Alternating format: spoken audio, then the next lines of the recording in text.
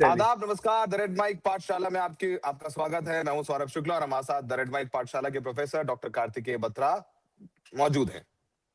और क्योंकि अब युद्ध का असर, हमने पहले भी कहा है कि अब हमारी जेब पर आने लग गया है, गैस की कतारें हैं, तमाम विश्व भर के मुल्कों पर मार पड़ने लगी है, तेल के दामों की, महंगाई बढ़ने लगी है। और इकोनॉमिस्ट ने कुछ दिन पहले प्रिडिक्ट किया था कि अगर युद्ध ऐसे ही चलता रहा तो क्रूड ऑयल के प्राइसेस $200 पर बैरल पहुंच जाएंगे। और ये भी प्रोजेक्ट किया जा रहा है कि अगर ऐसे चलता रहा तो विश्व भर में आर्थिक मंदी आने वाली है। उसी पर आज चर्चा करने के लिए हम लोग आपके सामने हाजिर हैं। बत्रा साहब की पाठशाला के पहले घंटा बजा दिया जाए, उसके बाद फिर आगे की चर्चा शुरू की जाए।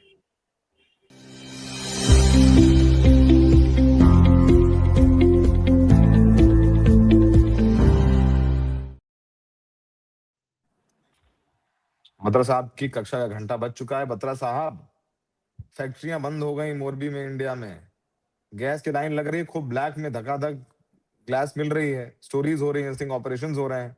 और मैं तो जमीन पर, मुझे पता है किस तरीके की गैस की क्राइसिस है। लंगरों में गैस की किल्लत हो गई, अन्नपूर्णा रसोई बंद हो गई बनारस में, रामचंद्र जी का प्रसाद अयोध्या में बंद हो गया बनना। तो ये सब सारी समस्याएं हो रही हैं, तो भगवान ही प्रभावित हो गए हैं, हम तो इंसान हैं। ओवर टू यू बत्रा साहब। नहीं सौरभ, बिल्कुल सही कहा आपने। अटल कैंटीन के बारे में हमने सुना, और मैं भी पढ़ रहा था कि जो चिकनकारी के जो डाइंग होती है, डाइंग जिसे कहते हैं, डाइंग इंडस्ट्री जिसमें कपड़े को रंगा जाता है, उस पर भी असर पड़ रहा है क्योंकि गैस सिलेंडर्स नहीं है। अभी आपने मोरबी का जिक्र किया, प्लस अभी हमने एक स्लाइड बनाई है जिसमें हमने दिखाया है कि कैसे अलग अलग हेडलाइंस आ रही हैं इसको लेकर। स्विगी और जोमेटो, भाई अगर रेस्टोरेंट में खाना ही नहीं बनेगा तो स्विगी और जोमेटो वाले क्या डिलीवर करेंगे? तो डिलीवरी बॉयज की कमीशन भी डाउन जाएंगी। एक्सपोर्टर्स को प्रॉब्लम हो रहा है क्योंकि उनके दाम भी बढ़ रहे हैं और बाहर की मार्केट में भी डिमांड कम हो रही है। तो सरकार बात कर रही है कि कोई आपको स्टिमुलस पैकेज दिया जाए। सिरेमिक इंडस्ट्री, जितनी भी इंडस्ट्री हैं जो एनर्जी पे डिपेंड करती हैं, एलपीजी पे डिपेंड करती हैं, ये डायरेक्टली हिट हो रही हैं। और बाकी कई industries over time indirectly hit हो सकती हैं सौरभ, इसमें कोई दो राय नहीं है। और मैं ये भी बता दूं दर्शकों को, अनफॉर्चुनेटली ये भारत का सिर्फ सिचुएशन नहीं है। इस समय ये संकट पूरी दुनिया में, तकरीबन हर देश में किसी ना किसी एक रूप में ये दिखेगा आपको। कहीं पे कोई सेक्टर ज्यादा वल्नरेबल है, कहीं पे कोई सेक्टर ज्यादा वल्नरेबल है। भारत के अंदर भी आप देखें, तमिलनाडु की इकोनॉमी की बनावट बहुत अलग है और उत्तर प्रदेश की बनावट बहुत अलग है, लेकिन वो दोनों पर ही असर पड़ेगा। हाँ, कहीं ज्यादा पड़ेगा, कहीं कम पड़ेगा, कहीं चैनल कुछ और होगा, कहीं चैनल कुछ और होगा। कि जैसे तमिलनाडु में मैन्युफैक्चरिंग का काम ज्यादा होता है, तो अगर मैन्युफैक्चरिंग की लागत बढ़ जाती है तो वहां पे एक्सपोर्ट की डिमांड आनी कम हो जाएगी। उत्तर प्रदेश में मैन्युफैक्चरिंग इतनी नहीं है, लेकिन क्या उत्तर प्रदेश बच जाएगा? नहीं, क्योंकि एलपीजी की कमी की वजह से, जो मैंने आपको उदाहरण दिया, जो डाइंग इंडस्ट्री है उत्तर प्रदेश में, मान लीजिए लखनऊ में अगर कपड़ा बिकता है तो डाइंग भी होती है ठीक ठाक मात्रा में। तो मैं एक उदाहरण दे रहा हूं, तो अगर वहां पर वो वाली इंडस्ट्री है तो उस पर असर पड़ेगा। तो युद्ध जब भी है इतने बड़े स्केल का, उसका असर हर इकोनॉमी पर, तकरीबन हर देश में, और हर देश के अंदर अलग अलग हिस्सों में अलग अलग तरीके से आपको दिखेगा। आज की पाठशाला का सौरभ मकसद ये है कि एक बहुत ही बेसिक स्ट्रक्चर डिफाइन करके हमारे दर्शकों के लिए हम ये बता पाए कि जीडीपी होती क्या है, और अलग अलग जो हिस्से हैं जीडीपी के, वो इस वॉर से कैसे इंपैक्ट हो रहे हैं, जिसकी वजह से ये सारे फोरकास्ट हम देख रहे हैं कि देखिए, अगर वॉर चल गई तो 1% जीडीपी कम हो सकती है, अगर तेल $200 पहुंच गया तो फला फला दुनिया का जीडीपी इतना कम हो सकता है। ये क्यों हो रहा है, इसमें हम डिटेल में ज्यादा आंकड़ेबाजी नहीं करेंगे, लेकिन एक कॉन्सेप्चुअल एक्सप्लेनेशन देंगे कि क्यों ऐसा होता है कि जब दाम बढ़ते हैं एनर्जी के या वॉर होती है, सेंटिमेंट खराब होता है ग्लोबल इकोनॉमी का, तो जीडीपी पर असर पड़ता है। जी, जीडीपी पर असर पड़ता है जैसे आपने बताया। और जीडीपी मतलब देश की रफ्तार, किसी भी देश की रफ्तार मापी जाती है कि भाई उसका जीडीपी रेट क्या है, जीडीपी ग्रोथ रेट का कितना ग्रोथ है, रेट क्या है? जी बिल्कुल ग्रोथ रेट बिल्कुल। क्या है, तो वो बहुत इंपॉर्टेंट है। तुम्हारे दर्शक जो नहीं समझते हैं इस खेल को, जरूर समझाएं बत्रा साहब, ताकि उनको समझ में आए, जी, क्योंकि अंत में ये बहुत इंपॉर्टेंट है। आप ये नहीं सोच सकते हैं कि भाई ये लोग तो बहुत एकेडमिक बात कर रहे हैं। भाई एकेडमिक बात नहीं कर रहे हैं, एकेडमिक बात ये नहीं है, सीधे बिल्कुल। हाँ, ये सीधे बिल्कुल। आपकी जेब पर असर पड़ रहा है, आपको समझना जरूरी है। जी बत्रा साहब। एब्स्ट्रैक्ट में बिल्कुल बिल्कुल सौरभ, एब्स्ट्रैक्ट की तो बात ही नहीं है। ये तो अभी आपके दरवाजे पर ये दिक्कत या आ चुकी है या आने वाली है। हम आशा करेंगे भगवान ऐसा करे कि ये दिक्कत जल्दी चली जाए, ये युद्ध खत्म हो जाए, क्योंकि युद्ध के इकोनॉमिक कॉस्ट है, ह्यूमैनिटेरियन कॉस्ट है, सोशल कॉस्ट है, पॉलिटिकल कॉस्ट है, और इकोनॉमिक कॉस्ट हमें ज्यादा दिखते हैं और इस वजह से शायद वो बहुत ज्यादा फील भी होते हैं। लेकिन और भी कॉस्ट है ह्यूमैनिटेरियन जो शायद आपको दिख नहीं रहे हैं, लेकिन वो कोई और बेयर कर रहा है। तो युद्ध तो खत्म होना चाहिए, लेकिन आज इकोनॉमिक कॉस्ट पर जब बात करेंगे तो सबसे पहले सौरभ डिफाइन करते हैं, अभी आपने जिक्र किया जीडीपी ग्रोथ रेट देश की रफ्तार है। बिल्कुल आपने सही कहा, जीडीपी अपने आप में देश की आय है। जैसे अगर आपकी कुछ आय है सालाना, मेरी कुछ आय है सालाना, ऐसे ही अगर हम इस देश के सभी 150 करोड़ लोगों की आय जोड़ दें तो वो देश की आय कितनी है उसे हम जीडीपी कहते हैं। और सौरभ आज केवल हम 2 स्लाइड ही लेकर आए हैं, पहली हमने दिखा दी, दूसरी ये है।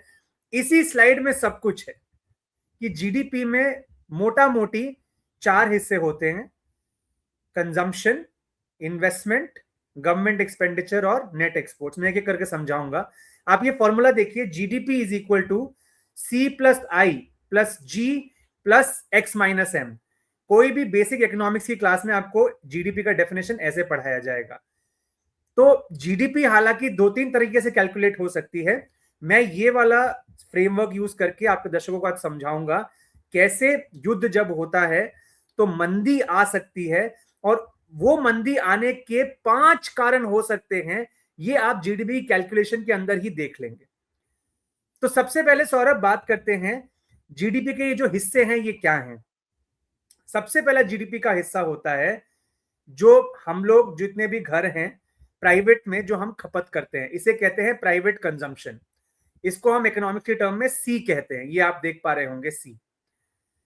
तो ये कैसे इंपैक्ट होता है, जब जब ये वॉर हुई तो ये कैसे इंपैक्ट हुआ। वॉर हुई, सबसे पहली चीज क्या हुई, तेल के दाम बढ़े, सिलेंडर के दाम बढ़े। अभी तक आपको तेल के दाम बढ़े हुए दिख नहीं रहे हैं। मान लीजिए कल को तेल के दाम बढ़ जाए, या यूएसए में तो बढ़ने लग भी गए हैं, जर्मनी में बढ़ने लग भी गए हैं।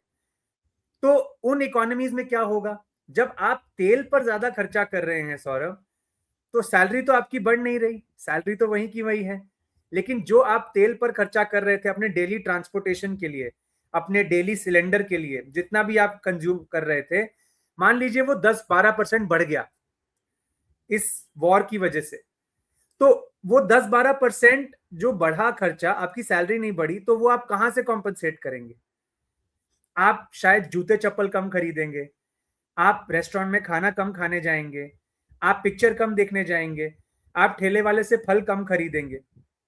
तो जो आपकी कंजम्पशन है, कंजम्पशन की जो मात्रा है वो कम हो जाएगी, क्योंकि आपकी सैलरी का एक बहुत बड़ा हिस्सा आपके जो तेल और एनर्जी है उसके खर्चों ने अपनी तरफ मोड़ लिया। और सौरभ सबसे बड़ी बात ये, भारत में जीडीपी में ये जो 5 एलिमेंट्स मैंने बताए हैं उसमें कंजम्पशन सबसे बड़ा हिस्सा है। तकरीबन 62% भारत की जीडीपी कंजम्पशन से आती है, प्राइवेट कंजम्पशन। मतलब जो आप मेरे जैसे लोग जो हम खपत करते हैं, बाजार में जाके सामान खरीदते हैं, ये जो कंजम्पशन है ये भारत की इकोनॉमी की रीढ़ की हड्डी है। तो अगर एनर्जी के दाम बढ़ेंगे और आप और मेरे जैसे लोग हम बाहर जाके मार्केट में खर्चा करना कम कर देंगे, तो जो बैठे हैं वहां पर व्यापारी, उनकी आय कम हो जाएगी। और जब उनकी आय कम हो जाएगी तो यही तो मंदी होती है। वो आगे अपने जो उनके लेबर है उनको वो सैलरी कम दे पाएंगे, पीछे वो फैक्ट्री में ऑर्डर देना कम कर देंगे, फैक्ट्री वाले बनाना बंद कर देंगे, तो फैक्ट्री में जो लेबर लगी है उसकी आय कम हो जाएगी। और यही मंजर तकरीबन हर देश में होगा जहां एनर्जी के दाम बढ़ रहे हैं। अभी मैं फिर कह दूं, भारत में हमको अभी पेट्रोल डीजल के दामों में ये नहीं दिख रहा है एज ऑफ नाउ। हालांकि एलपीजी की किल्लत है और एलपीजी ब्लैक मार्केट में उसका दाम बढ़ चुका है, तो वो एक चैनल चालू हो गया है भारत में। तो ये तो थी सी कंजम्पशन की बात। अगर इसमें आपका कोई सवाल है तो मैं जवाब देता हूं, वरना हम आगे बढ़ सकते हैं। नहीं, मतलब सब आगे बढ़िए। अब सवाल दर्शकों का जो आएगा तो अगले एपिसोड में हम लोग उसको एड्रेस कर जी देंगे। जी। तो सौरभ ये हो गया कंजम्पशन। दूसरा होता है आई, जिसे कहते हैं इन्वेस्टमेंट। ये है निवेश। कि मान लीजिए मैंने और आपने मिलकर एक फैक्ट्री बनाई, या मैंने और आपने मिलकर एक प्लांट लगाया, ये इन्वेस्टमेंट है। ये जीडीपी का दूसरा हिस्सा है। अब इसका इस पर असर कैसे पड़ता है जब वॉर होती है? देखिए, मैंने वॉर से पहले प्लान बनाया फैक्ट्री लगाने का, मैंने कुछ बजटिंग करी कि देखिए फला फला अमाउंट में मेरी फैक्ट्री बन जाएगी, ज्यादा से ज्यादा प्लस माइनस 10% हो जाएगा, इतना ही बजट लेके चलते हैं। एकदम से वॉर हो गई, कच्चा माल आना बंद हो गया, तेल के दाम बढ़ गए, इंटरनेशनल डिमांड कम हो गई। शायद मैं फैक्ट्री इस वजह से लगा रहा था क्योंकि मुझे दिख रहा था कि मेरी जो एक्सपोर्ट की डिमांड है फला फला देशों से वो बढ़ रही है।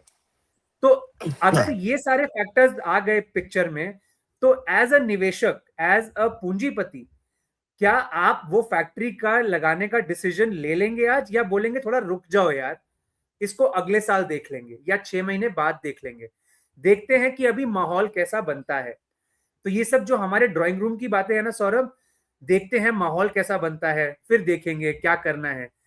यही चीजें बड़ी बड़ी कंपनीज के बोर्डरूम में बोली जाती हैं, बस उसको एक अलग भाषा में कहा जाता है कि अनसर्टेनिटी बढ़ गई है, रिस्क प्रीमियम बढ़ गया है, जो हमारा डिफरेंशियल है वो बढ़ गया है। ये सारे टर्म्स आप रिपोर्ट्स में पढ़ेंगे, लेकिन उनका मोटा मोटा सार ये है कि जब अनसर्टेनिटी बढ़ती है, जो स्थिरता है वैश्विक मार्केट्स में वो कम होती है, तो जो निवेशक हैं, जो पूंजीपति हैं, वो पक्की वस्तुएं मतलब प्लांट हो गया, मशीनरी हो गई, नई फैक्ट्रियां हो गई, इसमें वो पैसा लगाने से कतराते हैं।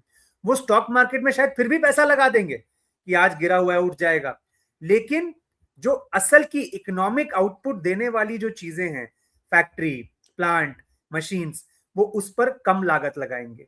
तो ये आपका दूसरा चैनल हुआ जिसकी वजह से आई इन्वेस्टमेंट। अब आपने उदाहरण मोरबी का दिया है ना, मैं उसी से लेता हूं आगे बात। या आपसे मेरी जब बात हो रही थी, आपने दुबई का उदाहरण दिया था कि दुबई में मैं सही कह रहा हूं? आप कुछ के बता रहे थे मुझे कि बिल्कुल, रियल मैं बोल एस्टेट। रहा था, रियल एस्टेट जी, काफी डाउन हुआ है दुबई में। जिस तरीके से वहां पर ड्रोन्स की पिक्चर्स आ रही हैं अटैक की, वैसे दुबई ने काफी लोगों को जेल भेज दिया कि वहां पर सोशल मीडिया पे जो भी जो वहाँ तबाही हो रही है या जो ड्रोन अटैक्स हुए, जो उसका कुछ भी विजुअल बनाया और डाला सोशल मीडिया पे, they are sending them to the jail. मतलब जिसमें एग्जैक्टली, काफी इंडियंस भी शामिल हैं। तो इतने सख्त हो गए क्योंकि उनको पता है कि उनका जो पूरा व्यापार है, वो उनकी साख और उनकी प्रेजेंटेशन और उनकी इस बात को लेकर के कि दुबई सेफ है आपके लिए, यहाँ पर पैसा भी एग्जैक्टली, सेफ है आपका, आप भी सेफ हैं। तो अब जो मिसाइल्स गिर रहे हैं वहां पर ऊंची बिल्डिंगों में, जो वहां का इन्वेस्टमेंट बिजनेस टावर था, वहां पे एप्पल के हेडक्वार्टर्स में कल ड्रोन अटैक किया ईरान ने, एंड बहुत ज्यादा डैमेज हुआ वहां पर। तो वो उनका जो पूरा माहौल एक जो था, उनकी उस पोजिशनिंग थी, हाँ। पोजीशनिंग थी, उस पर बहुत डेंट कर दिया ईरान ने। तो इसीलिए वो नहीं चाहते हैं कि ये तस्वीरें बाहर जाएं। और तो सौरभ, इसी यही में एक आप चीज है इसी, जी। क्योंकि आपने बहुत स्टोरीज करी हैं इस पर, इसी में आप अगर एविएशन सेक्टर भी जोड़ दें, मिडल ईस्ट का बिल्कुल। रियल एस्टेट और एविएशन, मैं ये दो उदाहरण देके समझाता हूं कैसे इन्वेस्टमेंट जो आई है वो इंपैक्ट होगी। मान लीजिए दुबई के हाउसिंग में आज से तकरीबन 4 हफ्ते पहले कोई बड़ा प्रोजेक्ट आने वाला था, जिसके लिए खरीदारी भी शुरू हो गई होगी, जमीन भी एक्वायर हो गई होगी, काम जस्ट शुरू होने वाला था। अब सडनली ये वॉर छिड़ जाती है, तो उससे दो चीजें होंगी। एक तो काम अभी रुक जाएगा क्योंकि वहां पे सिक्योरिटी रिस्क है। दूसरा, बिल्कुल। अब जब नॉर्मलसी आएगी सौरभ, तो अभी जो आपने बातें कही कि दुबई की पोजीशनिंग पर अब क्या इंपैक्ट पड़ेगा, इससे ये इंपैक्ट पड़ेगा, जो भी दुबई की नई पोजीशनिंग होगी, कि क्या अब वो एक सेफ जगह मानी जाएगी। इसका असर वहां के रियल एस्टेट के दामों पर होगा फ्यूचर के लिए।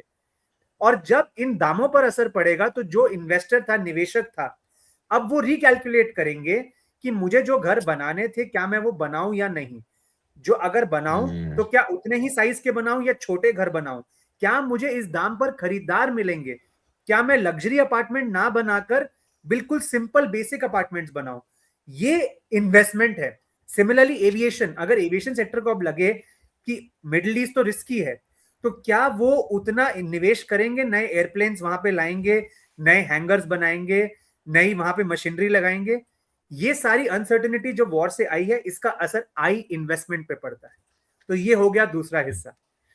तीसरा हिस्सा है जी, जो मैंने फिर स्लाइड पे जाएंगे अगर, सी गवर्नमेंट आई सरकारी जी, खर्चा।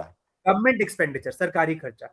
अब सौरभ, ये एक ऐसा लीवर है जो सरकारें इस्तेमाल करती हैं किसी भी क्राइसिस में, कि कंजम्पशन भी प्राइवेट है, इन्वेस्टमेंट भी प्राइवेट है, इसमें हम लोगों को धक्का तो नहीं मार सकते कि भैया आप जाके खर्चा करिए, आप निवेश करिए, लेकिन एज गवर्नमेंट मैं एक्सपेंडिचर कर सकता हूं कि मैंने नई सड़क बना दी, मैंने नया डैम बना दिया, मैंने नया पुल बना दिया, उससे मेरी इकोनॉमी रिवाइव होती है। ये बात सही है कि अगर गवर्नमेंट एक्सपेंडिचर बढ़ जाता है क्राइसिस के टाइम पे, तो जो कंजम्पशन और इन्वेस्टमेंट घटा है वो उसको कॉम्पनसेट करता है। इनफैक्ट मोदी जी के जो पहले टर्म में और दूसरे टर्म में भी काफी सालों में यही कहा गया कि कंजम्पशन इन्वेस्टमेंट का इतना ग्रोथ नहीं हुआ, लेकिन गवर्नमेंट एक्सपेंडिचर ने भारतीय इकोनॉमी को सपोर्ट दिया क्योंकि वो बढ़ा, जिसे कैपेक्स कहते हैं। वो ये इकोनॉमिस्ट से अगर आप बात करेंगे वो आपको बताएंगे। लेकिन अब इस जी की भी लिमिटेशंस, सरकारी खर्चा कितना ही हो पाएगा।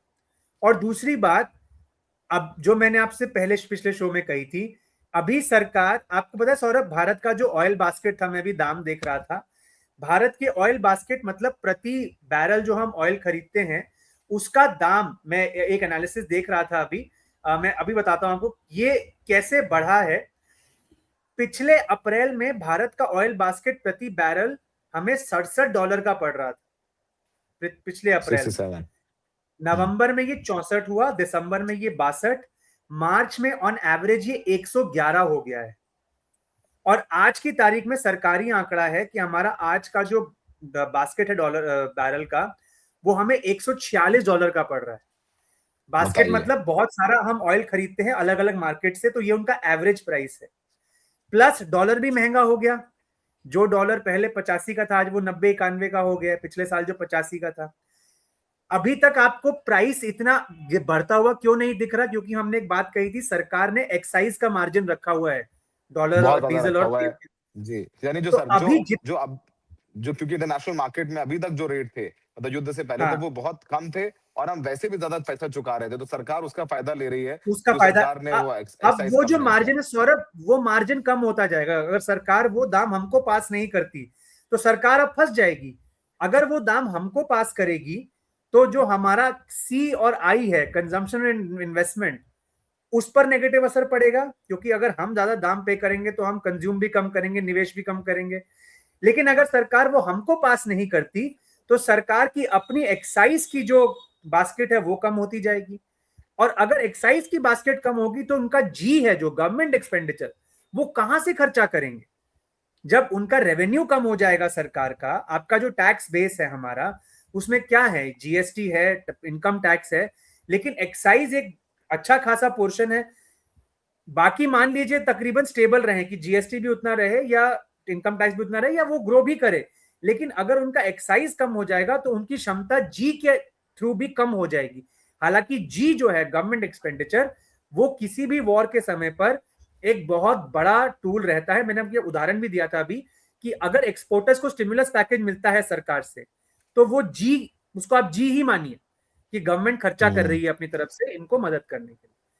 तो गवर्नमेंट एक्सपेंडिचर एक ऐसी लाइफ बोट हो सकती है क्राइसिस के दौरान जो हमारी जीडीपी को स्टेबलाइज कर सकती है, बशर्ते कि सरकार जो है उसके पास इतना रेवेन्यू रहे कि वो खर्चा कर सके।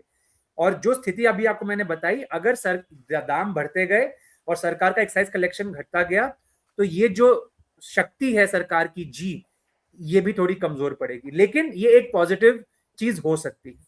आखिरी दो चीजें सौरभ, एक्स और एम, एक्सपोर्ट और इंपोर्ट, इसको हम नेट एक्सपोर्ट कहते हैं, एक्स माइनस एम।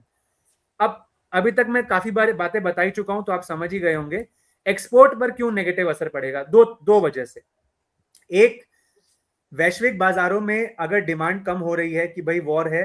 दूसरी बात, सप्लाई चेन डिसरप्ट हुई पड़ी है। आपको पता है सोने का दाम अभी इस वजह से भी गिर रहा है क्योंकि दुबई में जितनी गोल्ड की सेल होती थी वो उतनी नहीं हो रही है, तो सप्लाई ग्लट आया हुआ है।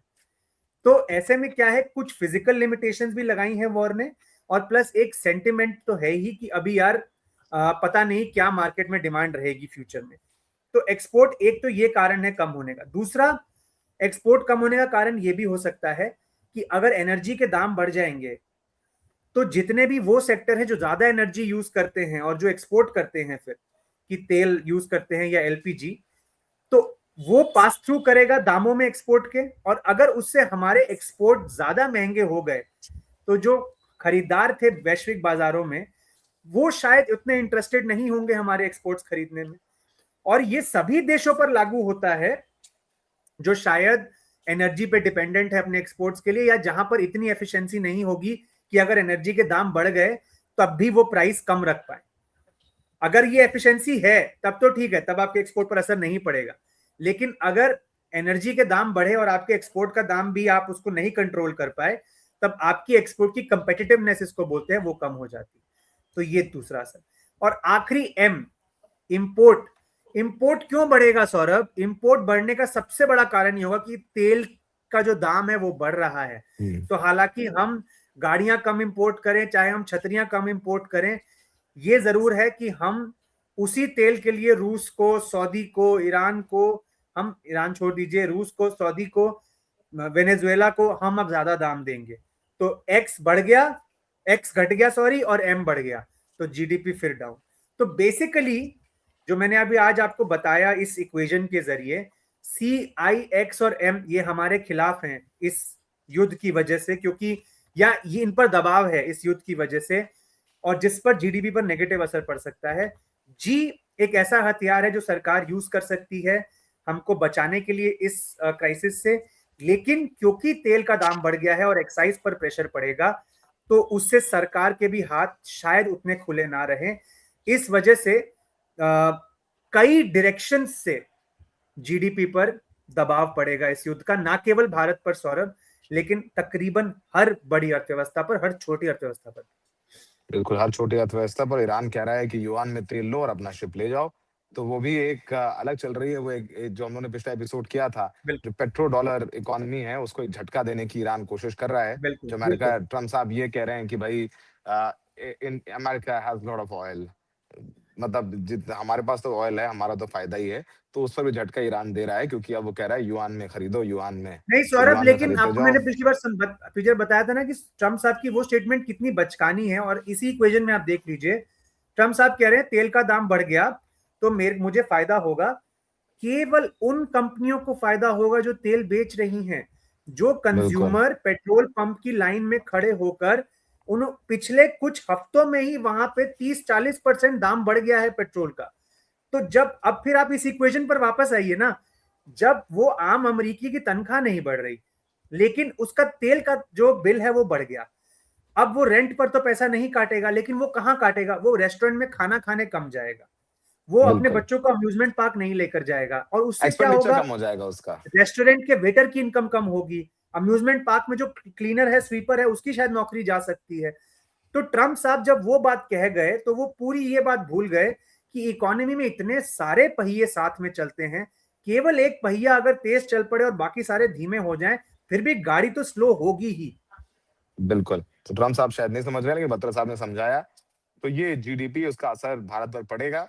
जाहिर सी बात है, रेस्टोरेंट बंद होंगे या पेट्रोल डीजल महंगा होगा, तो लोग अपना पैसा ज्यादा एसेंशियल चीजों में खर्च करेंगे, जो ज्यादा जरूरी है। रोटी कपड़ा मकान ज्यादा इंपॉर्टेंट हो जाएगा, फिर वो घूमने कम जाएगा, बाहर खाने कम जाएगा, कपड़े कम खरीदेगा, इकोनॉमी में पैसा कम होगा, जीडीपी कम होगी, ग्रोथ रेट कम होगा। तो मोटा मोटी समझाने की कोशिश की, लब्बो लबाब यही है। तो विश्व जो है आर्थिक मंदी की ओर जा रहा है, और इसके जिम्मेदार ट्रम्प साहब हैं, इसमें कोई शक नहीं होना चाहिए। ईरान भी इस मौके को भुना रहा है। उन्होंने पूरा जो भोकाल है ट्रम्प साहब का या बाकी गल्फ देशों का, वो तोड़ दिया है।